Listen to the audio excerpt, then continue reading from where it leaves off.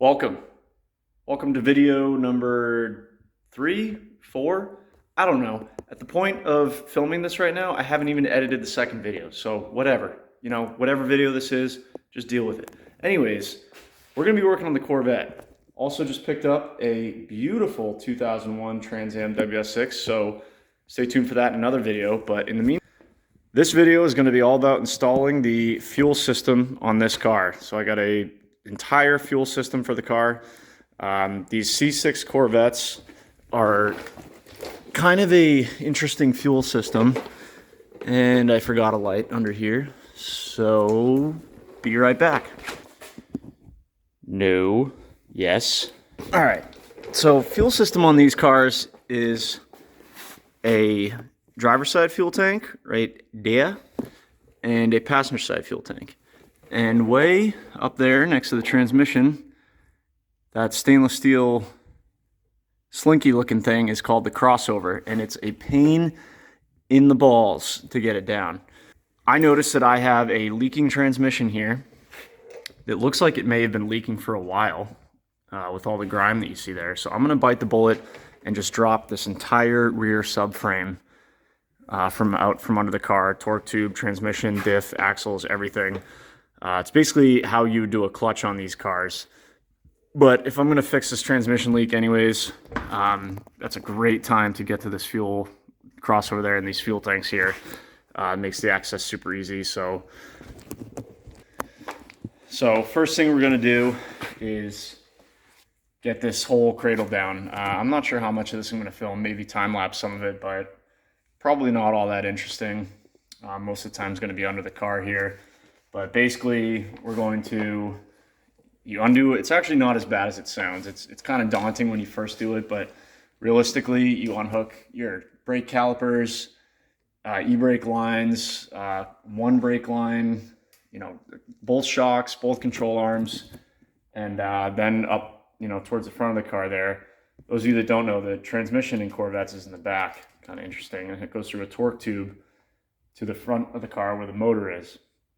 Undo the bolts at the torque tube to the bell housing there, and then the whole thing can come down. So I'm going to do that. Not really looking forward to it, but like I said, it's a great time to fix this leak, and if it's going to make the fuel system easier, whatever. It's the middle of winter right now. I'd rather do it right now than in the summer when this leak becomes, a real issue. So I'm going to do that first, get this entire cradle down, and then we can dive into the fuel system. So.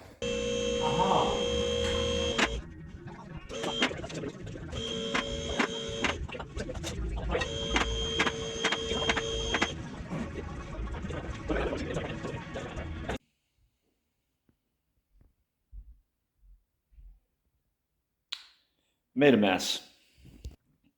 So got the entire torque tube, differential, transmission, everything down.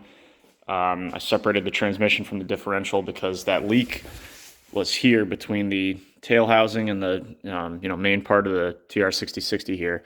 This is sealed with black RTV, and that seal clearly had failed. So gonna seal that back up while this is all out. So I got that all taken apart. But anyways, like I was saying, the whole purpose of getting that all down and out of the way is now under here. We've got great access to this crossover tube and all those fittings there.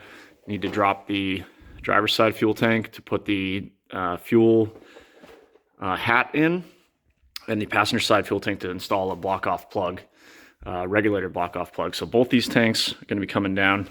So now we've got good, easy access to get them down. So gonna knock that out and start working on the fuel system over here. So here's the fuel system, all the fittings, power wires, 2 fuel pumps. These are Hellcat pumps, actually. 2 of them gonna go in this super nice billet aluminum hat. I believe it's a -8 feed and -8 return. Big filter, stainless steel. Yeah, so basically this hat is gonna go in the driver's pump, and we'll run all the fuel line up to the engine compartment. But this is the fuel system right here, ready to go. So let's get right to it.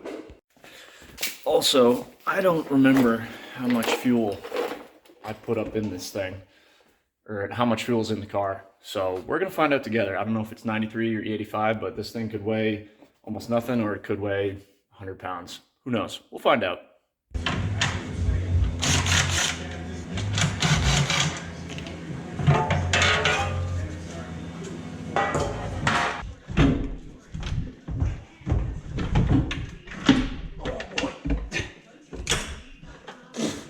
That's gas. Oh yeah. So it's full.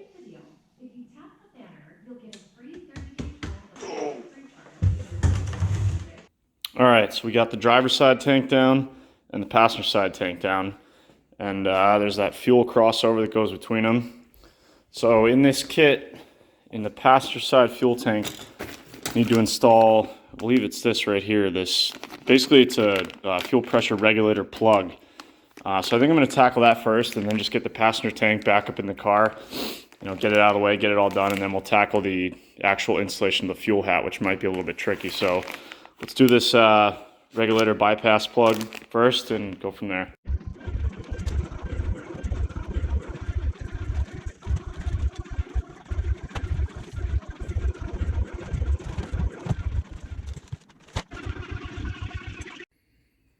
All right, so we got the hat out of the passenger side tank here. This is the regulator block-off plug. If I can get it to focus. There we go. And this is the regulator right here. So I'm gonna need to pull this out, place it with that, and then just put it back in the tank. All right, so we got this regulator installed, or the block-off, and the hat back in the tank with all the connections back up. So I think I'm gonna toss this back in the car, just so it's one less thing, out of the car.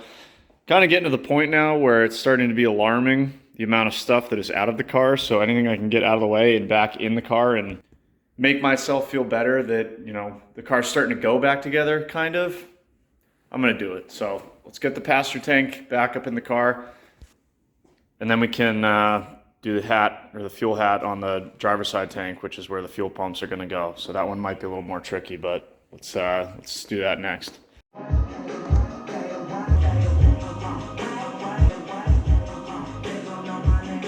There's that screw I was looking for.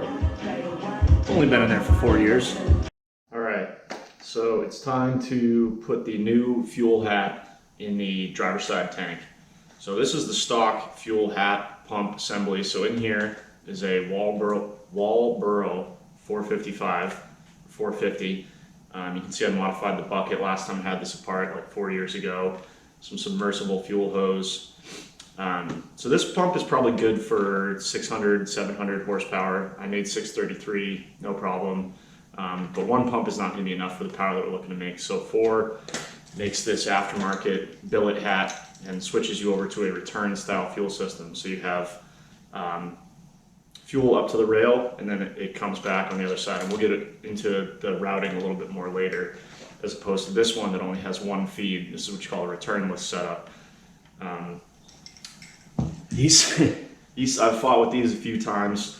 The pump itself, or the hat assembly itself, is barely large enough to fit through there. You can see I'm not even holding it anymore. So pain in the ass to get this back in there, even with the stock hat assembly here. Plus there's a couple evap lines here, or crossover tube lines, that are in the mix there now as well.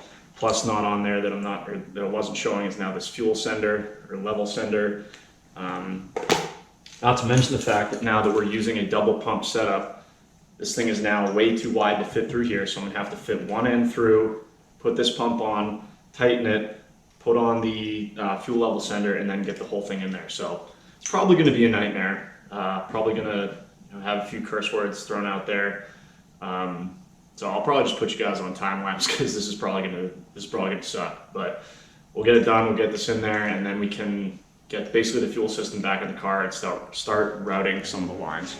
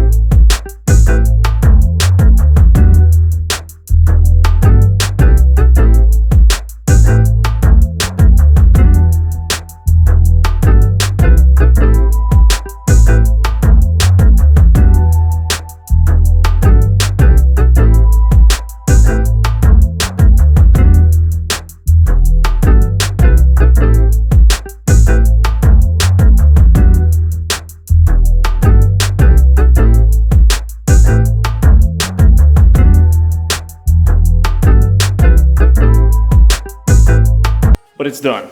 So we got the 2 pumps, 2 evap lines, all the wiring, and most importantly, or very importantly, the sending unit without damaging it. And those of you guys who have done a sending unit in a fuel tank before, you know it's extremely fragile and it can't hang on the side of the tank. But I took my time, tried not to get frustrated, which is hard for a person like me. I get frustrated pretty easily, and it's in there. It doesn't seem to be bound up anywhere. Everything's free. It doesn't seem to be fighting me at all. So I think that it was worth it, kind of taking my time, because I'd really, really hope to not have to pull this tank down again anytime soon. So yeah, you can see there we got our feed and return. Here's the 2 fittings that will hook into the connectors that we will wire into the car. And here's our sending unit wires that will plug into the factory sending unit. So all we got to do now is hammer this little locking fitting on here, and we can call the driver's side tank done as well. Alright, so we also got some differential leaks all sealed up on the 6-speed TR6060 here. A couple output shaft seals, RTV sealed the tail housing, new O-ring differential seal, and this is all ready to go back in. So is the driver's side fuel tank. But here's the plan, or the layout, for the return style 4 fuel system with either a dual or triple pump setup. So we basically need to come out of the tank into a fuel filter and check valve, then it wires off into the fuel rails, which will be up there, and back to the regulator, back to the flex fuel sensor, and then back to the tank. So we got the tank over here ready to go in. Like I said, got all our fittings and wiring on there. And before we can cut any of these wires to length or finish up the wiring that we've done over here, we need to have the tanks in. Especially, or more importantly, before we can finish up the wiring that I did on the FC3 controller up there. So I need to start cutting some AN hose, because I'm going to put it obviously up in here. It'd be a pain in the butt to get to attach a hose to there. So I'm going to get the feed and return hose made. I'm going to end up running them, I think, down the driver's side rocker, up through the driver's side fender. That's where most people do it. Some people run it in the tunnel here, but it's just crowded in there with the torque tube. I don't really think I want to do that, especially when you get up towards the firewall. So I'm going to do it in the driver's side rocker. So yeah, I'm going to start making the feed and return line so we can get the tank back up in there, button up some wiring, and start running the lines up through the driver's side rocker and get some fuel up there.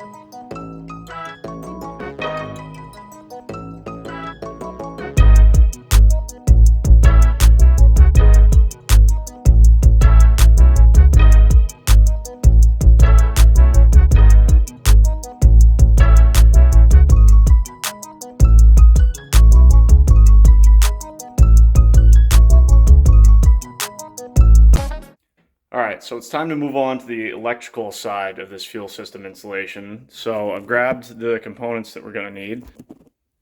And in the rear tub, so under the hatchback of this car, C6, And basically, we need to get power to, Ford calls this, I believe it's, yeah, the FC3 controller. And basically what this does is it provides power directly from the battery to however many fuel pumps you're running.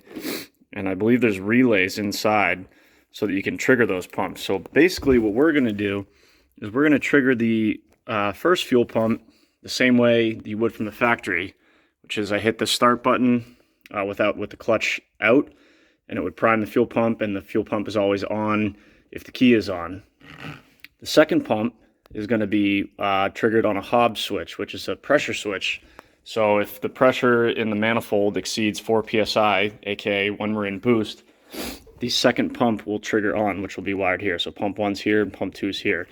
So the first thing we need to do is get this FC3 controller mounted somewhere here. I don't know if I'm going to do, along this back wall somewhere, or maybe in one of these wheel humps. It looks like they've given us plenty of wire here to find a good spot to mount it. So let me look around a little bit. Let's find a spot to mount this and get that squared away.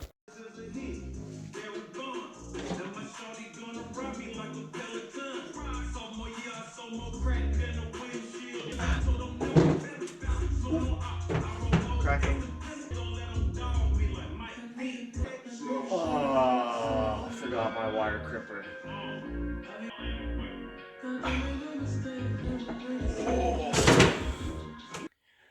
Kicking it in the hatchback, but we're making some progress here. So got the FC3 controller installed over there in the driver's side, kind of near the cubby there. Ran the ground wire through the wheel well there, put a grommet in there, I'll show you guys that in a second, and fished some of the fuel pump power wires through. There's still some more wires we got to get through there, and then ran this power wire, the fusible 100 amp link right there, kind of tucked in that little nook, over to here, crimped on a terminal that's going to go directly on the positive battery terminal. Added a little bit of this conduit just because this is the area that it's going to have to go into the battery tray here. So yeah, pretty much got the entire, hard electrical wiring part done, at least here in the tub of this Z06, and this is all composite, so every time I kneel on it, it creaks and cracks and is, definitely not designed to... Getting it done. So let's jump out of the car. I'll show you what I've done outside and what else needs to be done.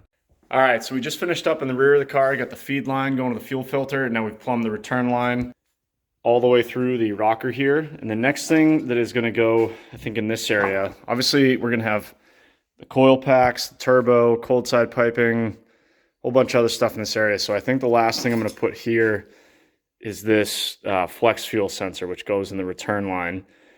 So I think I'll kind of tuck this in by the door over here. I'll have to extend the wiring. So we'll put that there. And then I think I'm going to do the fuel pressure regulator up in the engine bay, probably by the master cylinder, because again, I mean, it would be nice to do it here, but I just don't know if there's room for all these fuel lines and everything. I don't know. We'll look at it. But for now, I think I'm going to finish this return line. Put this flex fuel sensor in there. There's got to be, I got to put the Y block in for the feed somewhere, but chipping away, making progress on the fuel system here. So let's get these feed lines done, return lines done, then we'll get up to the fuel rails and call the fuel system just about done. We've got to test it before we put this whole transaxle back in, because it might not show very well on video, but these fuel systems are a real pain. The crossover tube, I already broke one and had to order another one from GM. So you want to make sure the fuel system works and, has good fuel pressure and there's no leaks or anything, because the last thing you want to do is put these tanks back up, put the drivetrain back up, and then have to fight with it to get the tanks down because you mess something up or you have a leak or whatever. So I want to make sure the fuel system's good to go before I put the transmission back in, because it's way easier to access it now. So I'm going to get the fuel system 100% done and then pull the motor and get the transmission back in.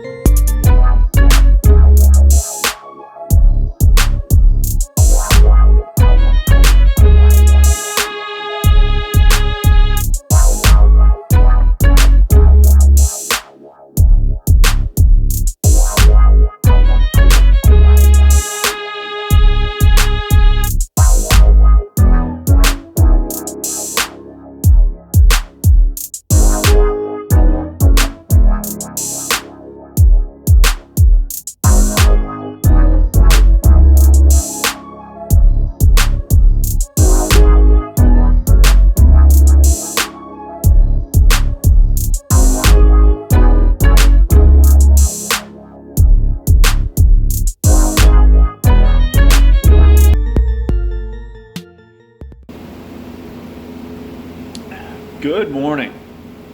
Beautiful Saturday morning here. Good morning to be out in the garage working on the Corvette. So where we left off, we were making some progress on the fuel system. So let me show you what we got done and what we still have to do here. So we are in the driver's side wheel well, and you can see I've got all the lines and everything mounted and everything's all set to go. So we got our feed line here. I apologize for the glare. Like I said, it's a beautiful Saturday morning. Anyways, got our feed line, our massive stainless steel fuel filter element with check valve in there. This is our return line. Both of these are routed down through the driver's side rocker. We've got our Hobbs switch wiring, our fuel pump number 1 trigger wiring, both of our main fuel pump power. All of this is now loomed up nicely. I put wire looms on all these, tried to make it as neat as possible. The fuel filler neck's back on, screwed in. So this is ready to go. All nice, neat, and tidy. So that's done down there. Got the LS2 intake mocked up. I've got the 4 fuel rails on there. So what I'm gonna do is the fuel is gonna come in the feed here, which is this one. It's gonna split into a, where is it? Here it is. This Y block, which I need to mount somewhere in here, which I haven't figured out yet. I was staring at it for about 20 minutes last night. I still haven't figured out a spot that I like it. It's gonna Y in to both fuel rails. Fuel is gonna come through the rails. It's gonna come out and go into the regulator, which I've mounted down here on the, I made a bracket to mount it to the brake master cylinder. You can see the bracket back there. And then the fuel system is then complete. So just a couple more lines to make. Just taking my time because, as with everything on this project, I'm being really picky about, making wiring neat and making fuel lines and runs neat. Nothing's gonna rub. So just gonna figure out the best orientation for that Y block, as well as the flex fuel sensor. But I'll bring you guys along, show you how I do it, and then we're gonna test this fuel system before we put the drivetrain back in. But I'm hoping to get most of that stuff done today. So. There's a few different ways you can cut an AN line like this. There's, nylon version, there's stainless steel version, braided, and this is called Starlight. It's basically a nylon version, but the outer nylon is apparently adhesive or glued to the inner rubber hose, which makes it pretty easy to cut. I typically, tape a spot and then use a cutoff wheel, but for this stuff I decided to try this cutting tool that my dad gave me, which I actually think is designed for cutting like vinyl hose you'd use in an irrigation system. Works perfect. Seems like it'd be the right tool for the job. Nice clean cuts, so I've been using this.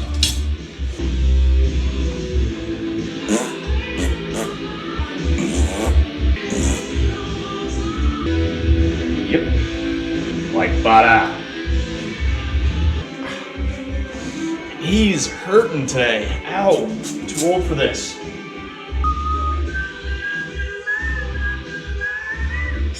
Saturday morning garage tunes, baby. Woo!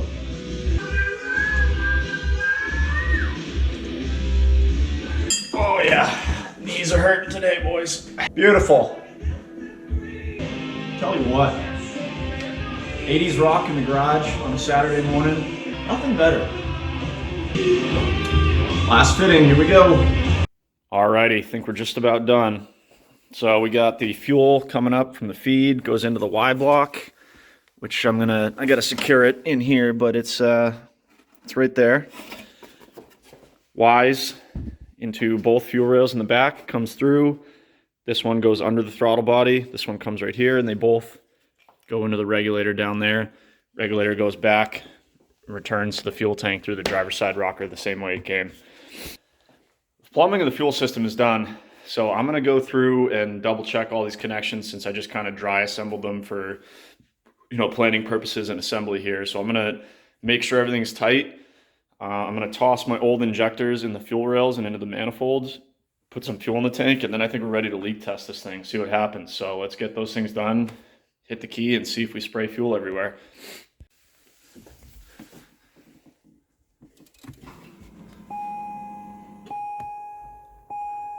Alrighty, so you can hear the key on, fuel pump primes.